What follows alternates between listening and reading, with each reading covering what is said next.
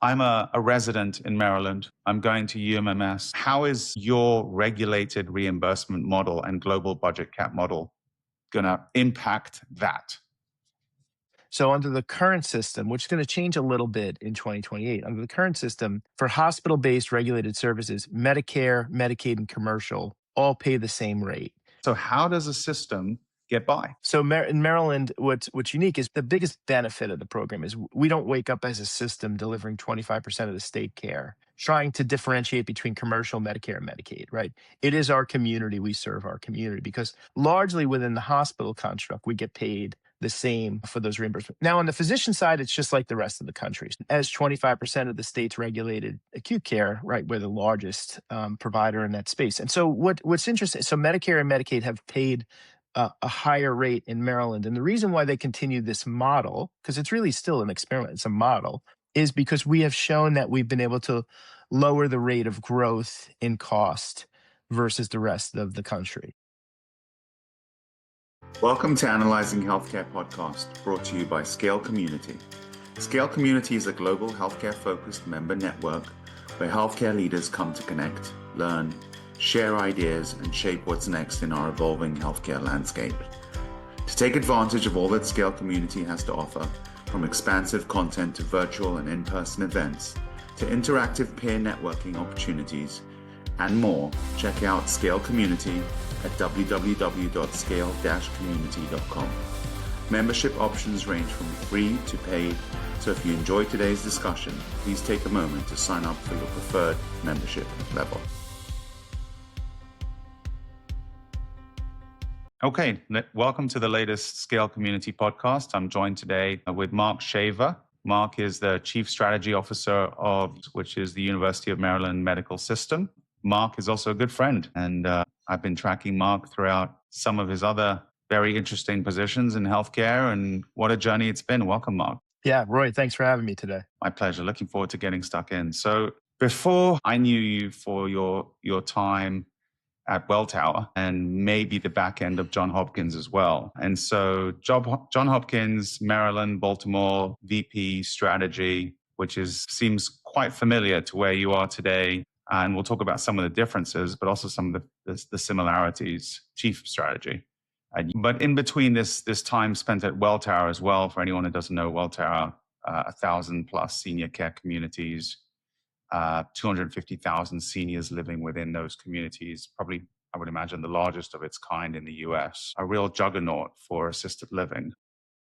What's the theme between these three positions that you've held over plus 20 years? What do you take from one position to the next? And what's unique about this position that you currently have that you've been occupying for plus 5 years at UMMS? Yeah, great. Well, thanks for that background and context. So for me, some people describe me as somebody who brings a for-profit mindset and a nonprofit heart. And I think the unique characteristics between all those organizations, actually about 7 years of my career have been spent not just at Welltower, large publicly traded company, but I also started my career actually at JP Morgan doing foreign currency work. So I've had about 7 years in the true for-profit Wall Street world. And then over 20 years or so in nonprofit healthcare, always doing growth, corporate development, strategic type opportunities. What's been really interesting, and this role that I filled is the inaugural Chief Strategy Officer. We had not had one previously, which is both a great opportunity and a challenge because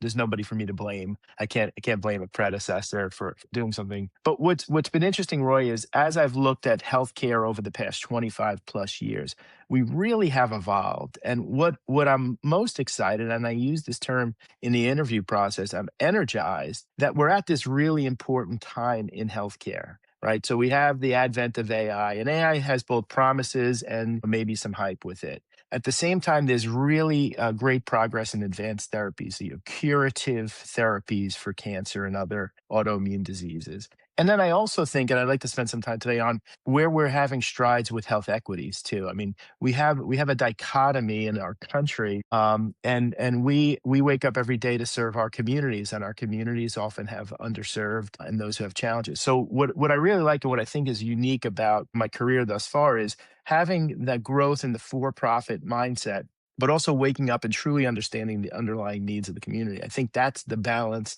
I like to bring. And what I also think we'll probably talk about today is the need for us in nonprofit healthcare to bring some of that business and operating discipline to the work we do so that we can deliver solutions at scale. This is a concept that comes up in some of my other discussions with other health system C-suites, this balance of mission, but also the funding sources to support that mission. No margin, no mission is, I think, the coin term that health system leaders use. But I think a more elegant way of framing it is the for-profit mind and the non-profit heart. I think that's very elegant. So I love that. Thank you. So for anyone who doesn't know, quick notes, 11 hospitals, 150 plus outpatient sites, 1 million patient visits per year just in those outpatient sites, 28,000 employees, $5 billion of annual revenues, give or take, 25% of all hospital care in Maryland state, which is a really interesting state. And trauma center, pediatrics, academic center, a real robust system. It does remind me of the interview I just had with my good friend Dave Lebowski, who's the CEO of Westchester Health System. Similar size, sort of this category of the 10 hospital, fully built out system that really acts as an anchor in its community. In the case of Westchester Health System, it would be stretched to say New York, but certainly upstate New York relies on Westchester Health for trauma, for academics, for outpatient. It really holds the community together. So I see similarities there. What makes a unique across the entire national landscape?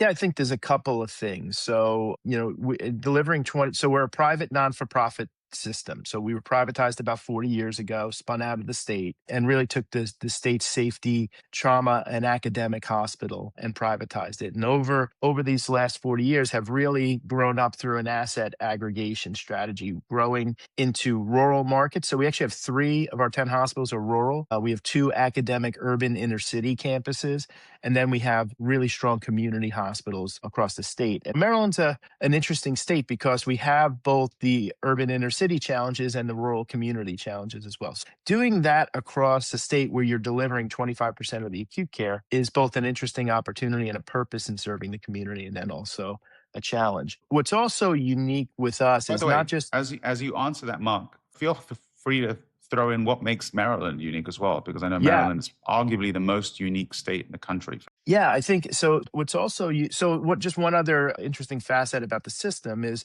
we have a foundational partnership with the University of Maryland School of Medicine, which is a public medical school. It's actually the oldest public medical school in the country. And really, Dean Gladwin, who's the dean of the medical school, likes to say they fight above their weight class. It's an outstanding both academic and training institution, but also a research engine. And sort of the jewels in the crown. You mentioned our trauma program. So shock trauma is not just a national, but an international model for trauma care. And then we also have an NCI Cancer Center, the Greenbaum Cancer Center, and we're one of 7 children's hospitals that the Golisano family just endowed. So we have the Golisano Children's Hospital as well. So really, really strong breadth and depth. And just like any other big system, really strong in hearts, really strong in musculoskeletal, really strong in neurosciences, and then our cancer program. What's really unique about Maryland is it's called the Maryland Waiver Program. So we've essentially had a global cap, a global budgeted cap on our revenue model. So we're the only state in the country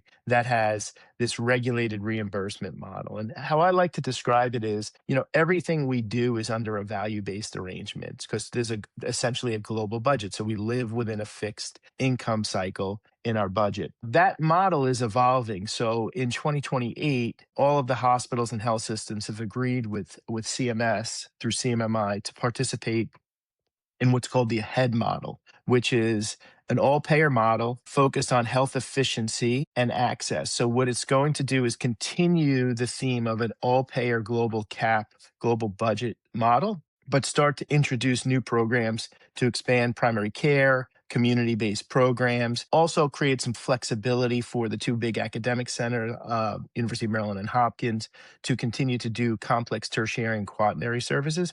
So it is really a unique model. And while most of the country talks about value-based care, again, the entirety of our economic reimbursement model in Maryland is under some level of risk value-based component. So it causes us to think differently. So let me try to understand that. Let's use a practical example. I'm a resident in Maryland. I'm going to UMMS for cardiac surgery. right? I see my cardiologist. He recommends a surgeon. I get scheduled. An executive in an organization. I have United commercial insurance, PPO plan. You're in network. I go. I expect to get great service, and I expect my commercial payer to negotiate rates with the UMMS. I'll have a copay. I'll have a deductible. The rest I leave up to United. That's sort of the ecosystem that I've grown up in. How is your regulated reimbursement model and global budget cap model going to impact that? Yeah. So from the patient standpoint, very, very little, right? The patient comes, they schedule their appointment, they have their copay and all of that the same. What is different is the way in which the behind the scenes reimbursement works. So under the current system, which is going to change a little bit in 2028, under the current system, for hospital-based regulated services, Medicare, Medicaid, and commercial all pay the same rate. So in So Maryland, that's what I thought yeah, was the case. Sort of yeah. it's So regulated across the board, which begs the question, the health system financial model that I've grown up with and that I still think is very current today across the rest of the country is Medicaid pays me basically nothing. I lose money on Medicaid. Uninsured pays me even less than nothing. It's where I bleed out, being a safety net. My mission is to take care of anyone and everyone to the fullest extent possible. Medicare pays me okay at best. I need my commercial payers to pay me much more than those other payers do, because otherwise I wouldn't be able to fund my business. So in Maryland, that's not the case. yeah, so in Commercial Maryland, payers cap yes. just like everyone else. So how does a system get by? So in Maryland, what's unique is we don't think the biggest benefit of the program is we don't wake up as a system delivering 25% of the state care, trying to differentiate between commercial, Medicare, and Medicaid, right?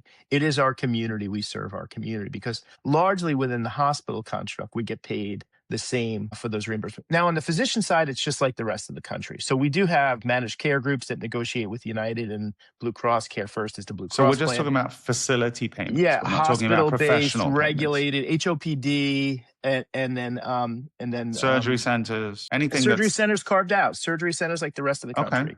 Okay. So what's So we're different in just talking Maryland? about large, bulky inpatient facility Yeah. fees. So and as 25% of the state's regulated acute care, right, we're the largest provider in that space. And so what's interesting? So Medicare and Medicaid have paid a higher rate in Maryland, and the reason why they continue this model, because it's really still an experiment, it's a model, is because we have shown that we've been able to lower the rate of growth in cost versus the rest of the country. So from the So Fed's that perspective, they've makes liked, absolute sense. That makes yeah, they absolute sense because the majority of the inflation in healthcare is in hospitals, and the majority of hospital inflation is in commercial negotiated contracts. So we've been able to demonstrate. And then again, the positive from the health system side has been we treat the community and we access and provide care to the community indiscriminate of commercial Medicare, Medicaid.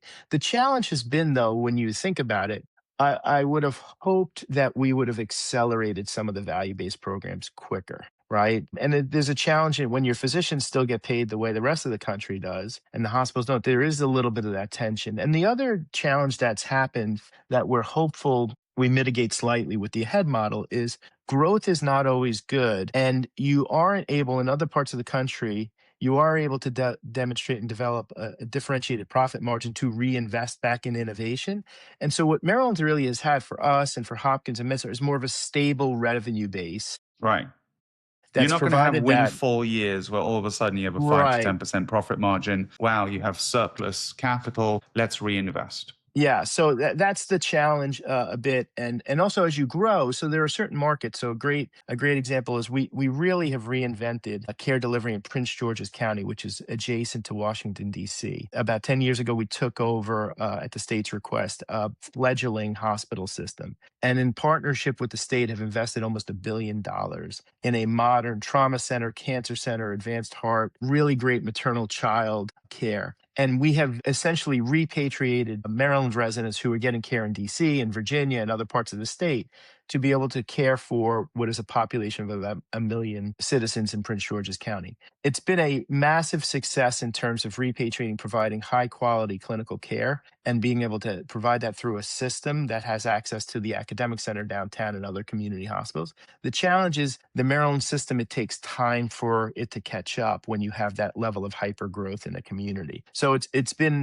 that's been a bit of a challenge Yeah, as we're because doing things. growth in A requires investment in B, C, D. There's always Yeah. residual, there's collateral, infrastructure build. It's rare that you build an asset and it just stands alone independent. So is that investment coordinated? I believe the pediatric investment came from a large grant, a $50 million grant. So, I mean, it begs the question, when you have uniformity across reimbursement and de facto you've outsourced funding to a government entity, where is that step function capex coming from?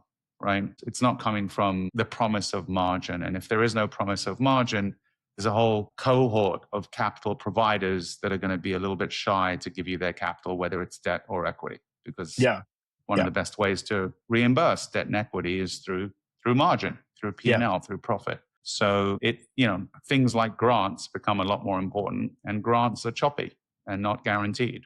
Yeah, I would Individual say, families donating tens of millions of dollars, you can't necessarily rely on that. yeah, I would say our philanthropy is evolving as a system. So the Golisano family pediatric was philanthropy. They invested in University of Maryland and about 7 other health systems around the country, West Virginia, Penn State. They're creating a regional network of pediatric centers. It's a very unique philanthropic model. At the same time, on the grant side, like there's traditional grants that are always a challenge, and the School of Medicine lives a bit more in the grant world. But we've had a very differential relationship with the state, and we're currently in state budget session. So my external affairs team is doing a great job. We've seen about a $500 million of operating and capital grant come from the state for our rural transformation projects. We have one of the largest rural hospitals being built. It's going to open in 2028 in what's called the Mid-Shore. It'll be a flagship rural community, regional hospital, not community hospital. Our trauma program is very aligned with the state's trauma system and has really served as a model, not just for the state, but for the nation in terms of trauma care. So there's a lot of both operating and capital that we get in partnership with the state. And then that transformation that happened in Prince George's County really is the perfect example of a public-private partnership where the health system and the state and the School of Medicine really have worked to deliver amazing community and tertiary care to the population of about 1 million people. So it's really unique, Roy, how all of these pieces come. It's what makes my job fascinating, right? So how are you doing this across multiple markets? How are you partnering with the private sector, with the public sector? And how do you bring that all? Healthcare leaders, if your revenue cycle management is underwhelming you, it's time to rethink your current suite of solutions. Scale Healthcare's AI-powered RCM solutions are purpose-built to protect and accelerate revenue across the entire lifecycle. Denial Shield proactively prevents denials before claims ever go out, using agentic AI to automate root cause detection and resolution.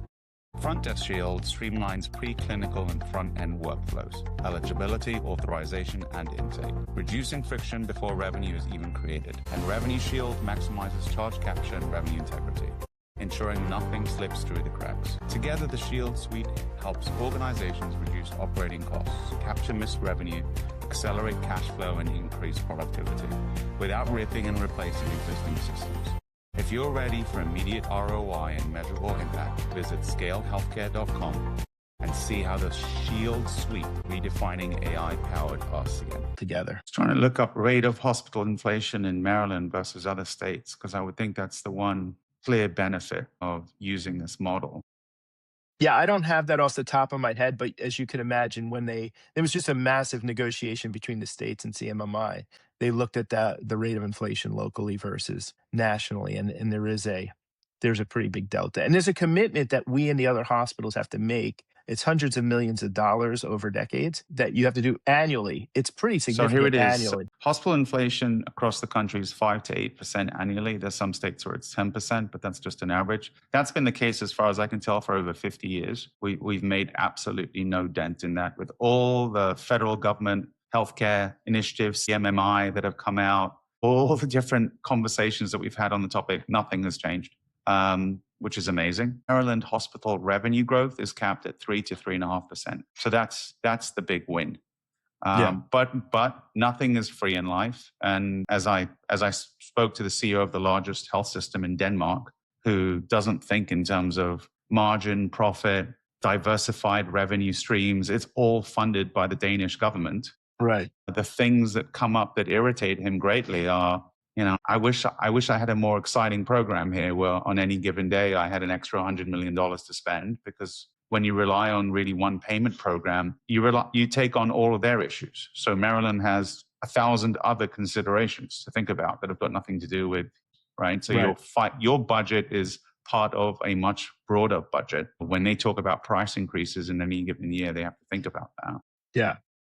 Although, they are speaking on behalf of commercial payers too, so that's not entirely true. And this is one of the reasons why we're really grateful for the foresight that the state legislatures had 40 years ago to privatize the healthcare system so that it could compete with Hopkins and MedStar. Yeah. Right. In a very that's my next competitive question. market. Yeah. That's my next question for you is John Hopkins. But just before I jump into John Hopkins, do you see the other shortfalls of controlled pricing in your environment, as I normally find in other environments? UK, single payer system, shortage of supply, shortage of incentives, shortage of resources. Because the perception is that mission is great. You get a lot of people, you get a lot of focus, you get a lot of work, effort, and outcome based on mission. But there's a whole other cohort of resources, people that are chasing profit, are chasing win, great years, high return on investment, access to all kinds of capital that also is chasing high returns of investment. And so what you end up with is less supply when you curtail how many places you can turn to for resources, defined very broadly. Do you see that with you? Yeah. Or not the case? So don't let me oversimplify the system, right? So the system operates under an all-payer, essentially global cap. There are still levers in between, right? What are we going through as not just a nation, as a world? A massive evolution in demographics with the baby boomers, right? So, the first boomers turned 80 just in the last, 12 to 14 months. And so massive consumers of healthcare. Demographic moving away from the urban inner city into more rural geographies. We're seeing that post-COVID, right? Our actually reimbursement model allows for demographic shift, population shift, and then some competitive framework. If our cardiac program ends up being stronger than a competitor and patients migrate to us, there's levers that move to account for those market dynamics, both demographic and market shifts. They lag, but they still allow you to have, it's different from the Denmark system where you live within your system and that's the system. There are levers. The other thing that's really been interesting is Maryland has also invested in some innovative models around primary care. So we have very low Medicare Advantage adoption. The rest of the country is 54, 55%. We're actually in the middle teens in terms of Medicare Advantage. That's a story that needs to get out. Medicare pays more, right? Medicare pays more in Maryland than it does in the rest of the country. It's more expensive. And so there's not the same, there's much less friction for United and Humana in Texas and Pennsylvania and California than there is in Maryland. So there's just been lower penetration. But what CMMI has done is built out programs like the Maryland Primary Care Program, which allows within the fee-for-service market to create some of the programmatic funding around population health management, care coordination, embedded behavioral health consultants, transportation, food insecurity, that in other states, Medicare Advantage has enough funding to pool those resources as a connectivity in the continuum of primary care. We've had those models. And so our system's been quite successful in working both with the state and CMMI to implement those innovative models of primary care that essentially augment what you can do in a fee-for-service market to mirror some of the benefits of what we've seen around the country in Medicare Advantage-based primary care programs, the Oak Streets, the IORAs, the other systems like that. How do you replicate that within a health system employed primary care program? It's not like Denmark. I think you have this cookie. In Maryland, it's more of you have these puzzle pieces. How do you put them together best to serve the community, but also to create a sustainable economic model? That's part of the interesting component of the exercise. So if you look at the Maryland Commission of Health, the commissioner, Mina, is a good friend. Would you find their own homegrown version of what you would find in CMS, focused on issues like, or opportunities like value-based care, different programs that come out of CMS at a federal level that impact Medicare across the country, Medicare Advantage across the country, that get replicated at state level? Has Maryland built its own value-based care program somewhat independent of what's going on in DC and the rest of the country? Has it therefore avoided some of the shortfalls of some of that CMS value-based care initiative? The reframing of threshold levels for star attribution and reimbursement levels that has happened over the last 2 or 3 years that has pulled back on a lot of the reimbursement associated with those programs, the constant testing of whether or not savings are actually happening or not from a federal level, again, impacting Medicare across the country. Is Maryland somewhat immune to that because it's built its own independent value-based care program? Or it sounds like to some extent it is, because MA adoption at 10 to 20% is totally unique versus the rest of the country, where I it's more think like 50%. I'd say it's in between, right? We all have our challenges and our warts, right? So like because the waivers existed since the 70s, there's a state agency called the HSCRC that works with CMS and others around not just coordinating the funding model and setting the rates and the thresholds, but also introducing and being a major coordinating body with for example, the Maryland Primary Care Program, with some of the programs around ahead. So to some extent we do, but there's nothing that's really existing in Maryland that's totally foreign to what's happening nationwide, right? So Maryland Primary Care sort of mimics what we were able to see in Medicare Advantage based primary care programs. We have similar readmission reduction programs than the rest of the country that have both incentives and penalties. It's not exactly apples to apples, but if you're a layperson, it looks exactly the same pretty much. To somebody who's in the details, there's a little bit of nuance.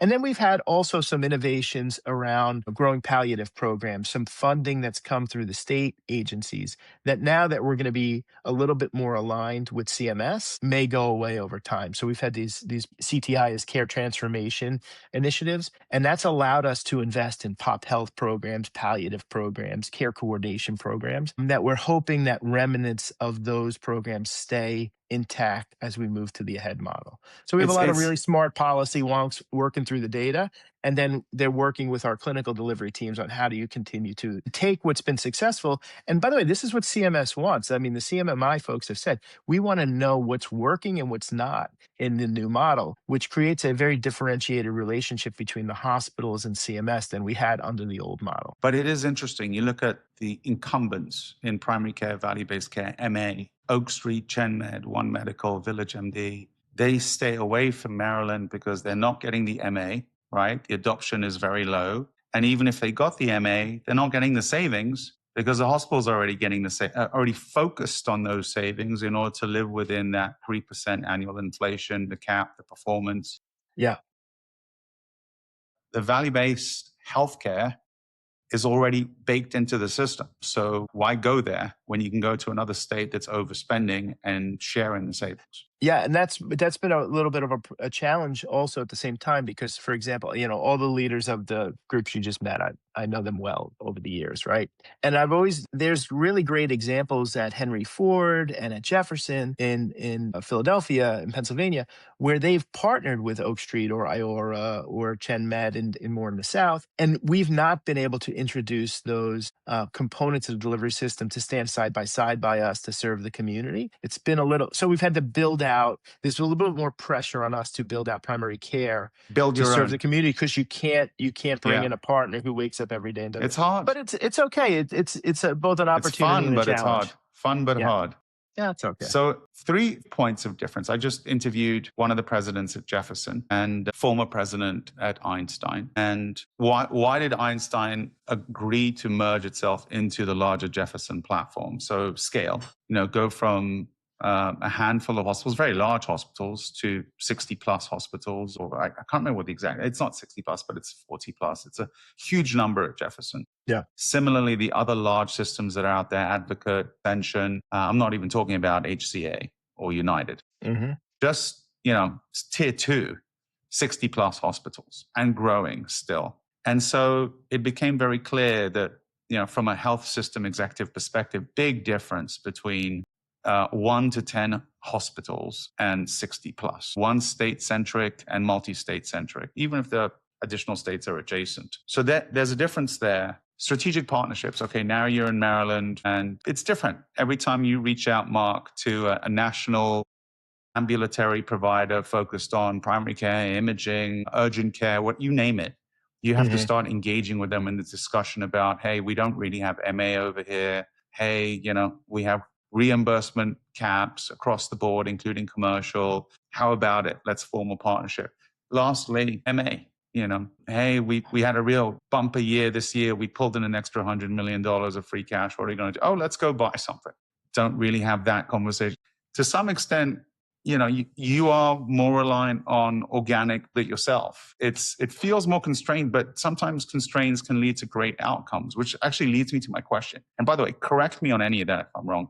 You and John Hopkins together competing with each other in the same zip code has resulted in great outcomes, right? I mean, those two very powerful brands. In the case of John Hopkins, very much a global brand, right? One of the best known healthcare delivery platforms in the world. How has that competition helped elevate you, elevate them over the years for you? And, what is there really a lesson here that slow and steady, organic, build it your own, can get to a great outcome in terms of brand, quality of care, and innovation? I know you have an innovation center. You recently you sold a technology procurement business that you built in-house. So talk to me about a different approach to building a healthcare platform, but maybe some of the benefits that come with it. Yeah, so let me answer the competitive market first, and then I do want to come back to the partnership opportunities because I don't think it's as limiting as you might think. Probably isn't. I think that was just a leading question. Yeah, so let's go back to Hopkins. So I spent almost 20 years of my career at Hopkins. Actually, 23 countries I helped develop their overseas health system partnerships, and so amazing institution. Grew up there, have nothing bad to say. It's amazing, and actually,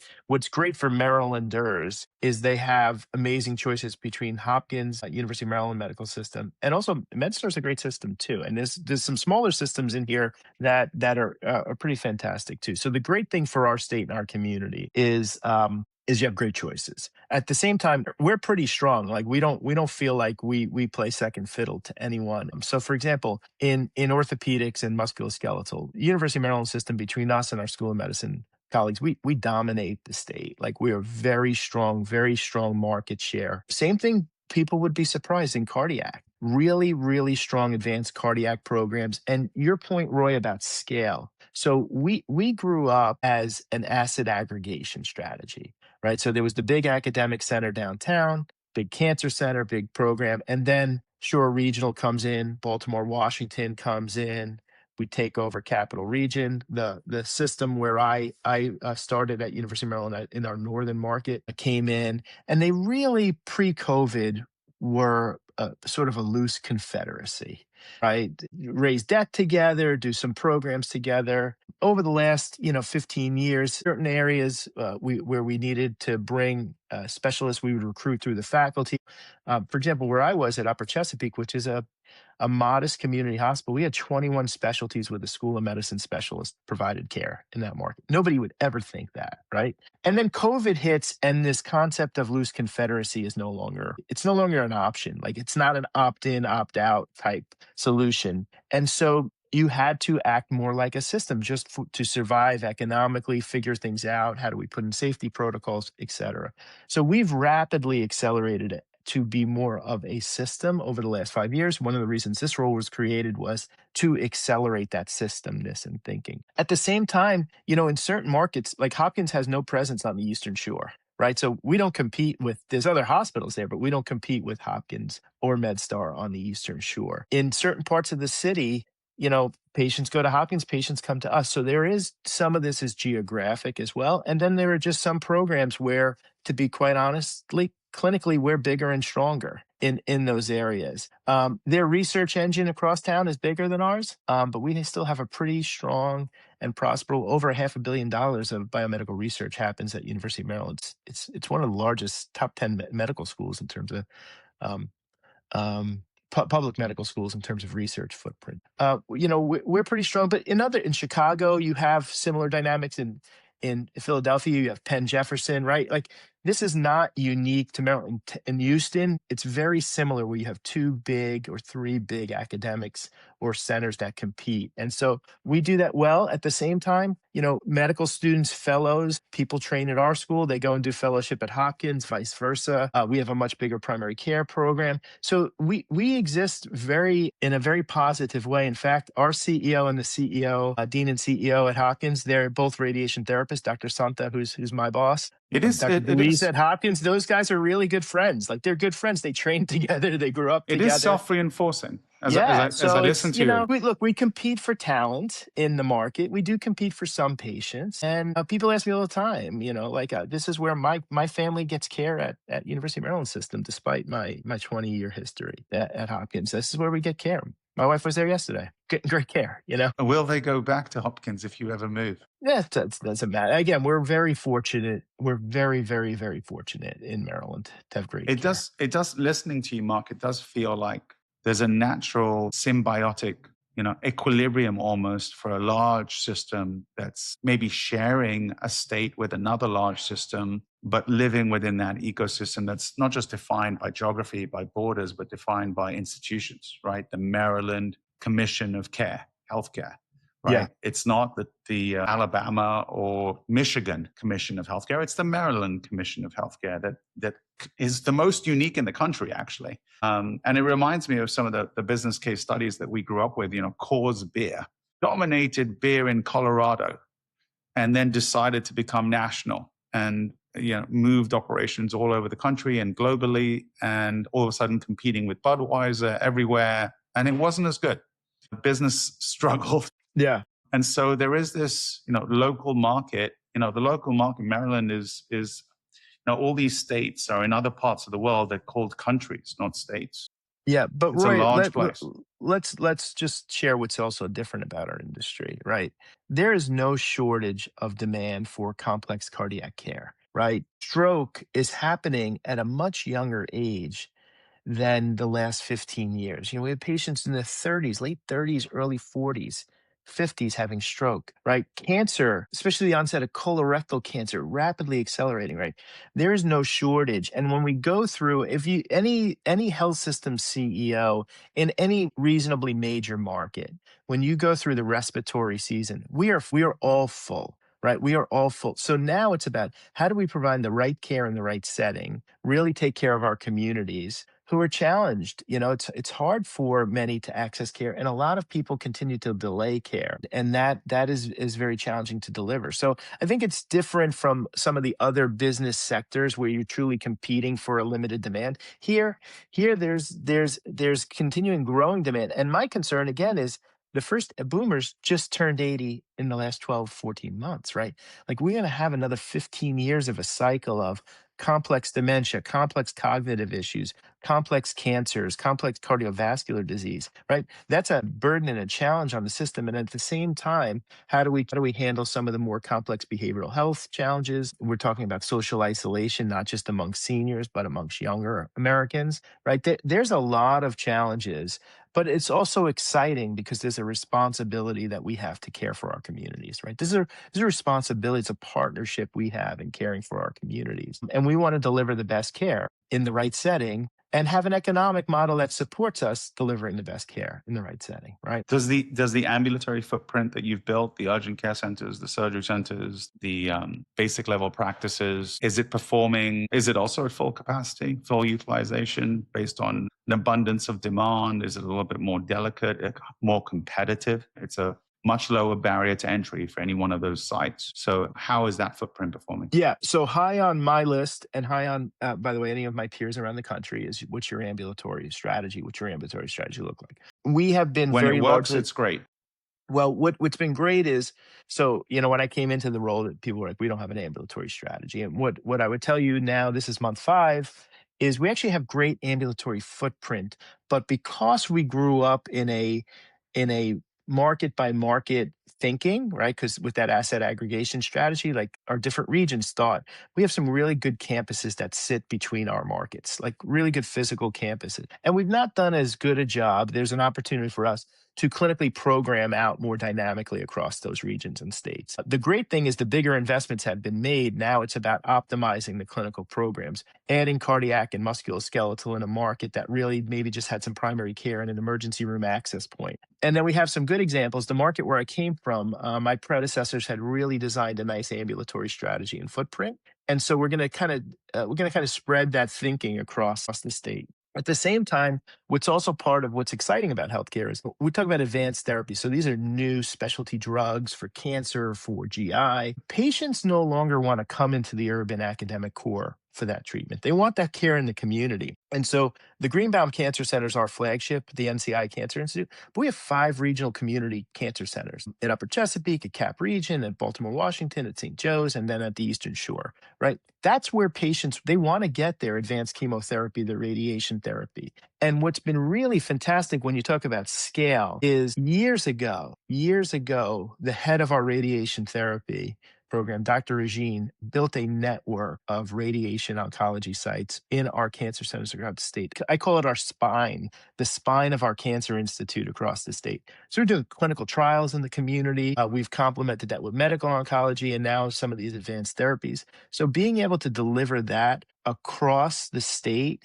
in communities where we serve our rural geographies, our DC adjacent population, has been really exciting. And we want to continue to accelerate that because that's where therapeutics are going. There's some economic benefit of doing that. That's one of the few areas where there's still some profitability in healthcare. But more importantly, that's where the patients want to get their care. Right. If we just start with where do the patients want to get their care and we create a statewide access point for them to get that care, some of it's going to be in an ambulatory setting. And so we need to be more thoughtful about how we set that up. And that's what's exciting. That's what I really like about what I'm charged with doing. Okay, last question. Yeah. So your chief strategy, which is an inherently positive mindset position. It's an optimist position, chief of strategy. There's always negative headwinds thrown at the health system space. Most recently, cuts in Medicaid or higher thresholds for Medicaid eligibility issues in Medicare Advantage, in ACA, reduction in subsidies in ACA. And so you'll always find health system executives that will tell you in any given day that Rome is burning. Right, the environment is much harder, problematic, maybe even crisis. I don't get that sense from you, and so the counterbalancing, the positive, the things to look forward to, the excitement, the value creation. If I was to give you some of the areas that I know you're focused on, which of these do you think is the most exciting? Which of these are you spending the most time on and happily spending the most time on? So let me give you a few. 1, you expanded, as you mentioned, your pediatric platform. 2, you've expanded your medical school. 3, you've shifted more care to telemedicine. Always interesting which care segments are seeing that shift, difference between behavioral health, primary care, and acute care. 5, AI. You mentioned at the start of the conversation, we haven't really dug into it, but boy, is that getting a lot of attention. And I imagine within that attention, there's some real substance, but not necessarily across the board. 6, the internal incubator, where you recently exited an asset that you developed there in procurement. And 7 is new treatments that you just covered, for example. New drugs, new therapies. So as you think about those 7, you're chief of strategy. So those 7 and probably another 7 occupy your mind. What are you what comes first and why? So a couple things. I'm going to hit on 2, but I'm clustering 3 of the things you said into 1. So I'm just going to... At least you stayed focused on my long list. So you win a prize just for that. Yeah, I jotted them down though. So I'm going to just start a quick tidbit on new treatments. So CAR T cell therapy is one of the new therapeutics approaches for cancer. And really it's really cutting edge, the treatment that's happening. And we're one of the largest centers in the Mid-Atlantic in terms of being able to offer and provide CAR T cell therapy to patients. And what's most important, like first to do patients with multiple myeloma in the Mid-Atlantic market. And by the way, my uncle, who was one of my mentors in entrepreneurship, passed in his early 50s from myeloma. And myeloma is a tough disease. So this is a curative therapy or very strong therapy. But what's most interesting, not just about the therapy and the technology, is we have one of the largest programs that actually treat our Black community on par with our rest of our patient population. When you look at the number of therapies that are introduced, number of clinical trials introduced, new therapies coming out, there's a massive dichotomy in terms of it focused more on the white population than it does on inner city urban people of color. And we have a program, not just one of the largest in the mid-Atlantic, but very indicative of the demographic breakdown of our city, and serving a much larger percentage of our Black community than we do in other. So not only is it great cutting edge science, but as I said earlier, we are focused on health equities and serving our communities. And so it's something we're very, very proud of. The second thing, this is Roy, me lumping a couple of your things together. So virtual health, AI, and what we call iHarbor, which is our incubation hub. I put those all together in our digital strategy. And we have essentially, we've done some really cool things as a system, but we are not the tip of the spear when you look at health systems in terms of digital innovation, right?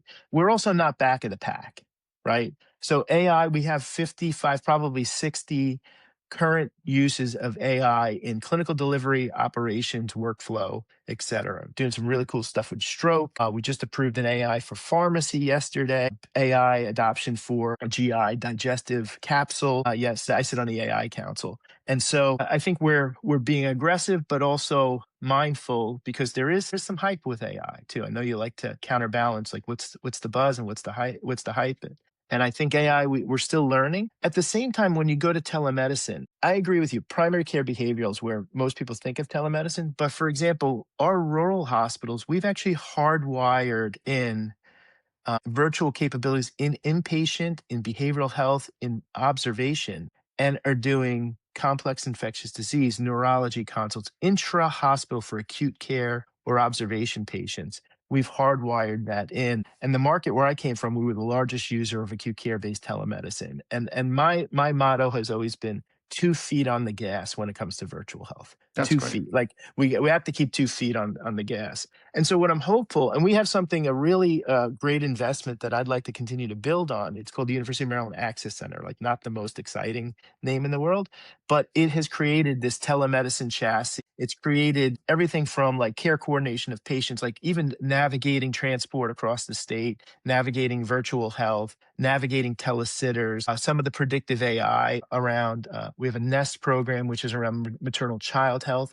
We have this great chassis that I'd like to build off of. And while you're right that there's Medicaid funding cuts, ACA funding cuts, for us and also the nation, there's also these new rural health transformation dollars, $50 billion that the feds have committed. Our state's Yep. going to see about 160 million. We have 3 rural hospitals. It is interesting the amount of time spent on the cuts, and we always ignore that there's usually new programs being announced as well while those cuts are being announced. Yeah, and I think what's unique, going back to the whole concept of scale, why your company exists, like what we're in that funding is a lot of workforce, right? We have one of the premier not just medical schools, School of Social Work, School of Nursing, School of PT. We have one of the largest in the state, and so we actually are going to develop. We're hoping, we think the state's going to be aligned with this rural-based nursing program, rural-based residency program, rural-based extension of social work program, actually, and rural-based medical student recruitment, using some of those dollars to serve our community and the broader state around that. And at the same time, we want to, there's a big piece of those rural transformation dollars tied to primary care behavioral health growth, but also what you said in terms of virtual care delivery. And so we're really excited to build off of the chassis of the Access Center to help us deliver that more statewide. I lied. I have one more question. What percentage of your clinical workforce comes from your own school? I have a lot. But that's the first time I've ever asked that question. But I think there's something to it. I'll come back to you with the answer, but it's a lot. But we also, I think that's a beautiful thing. I think that that's one of the reasons why you have it. They go to Hopkins, they go to Mercy, they leave the state. Some of them, they're leaders across. No, what's also amazing is just in my time, we've recruited back. I'm actually in the process of trying to recruit back a woman who's doing a pediatric anesthesia fellowship. that had no understanding of the Golisano gift and the reinvigoration and the growth that we're going to see in pediatrics at our institution as a result. So she hasn't even started her fellowship program, and I'm trying to recruit her back. She was a med student with us, right? Like, so we have this great opportunity. That's the beauty of an educational environment. You just have this constant energy of next generation minds who want to do great things. I love it. Speaking of great minds, Mark, you have one? What's with it? We're hitting the hour. What a great conversation. We cut so much. We're very grateful, very educational, and I know our audience is going to love the podcast. Thank you again.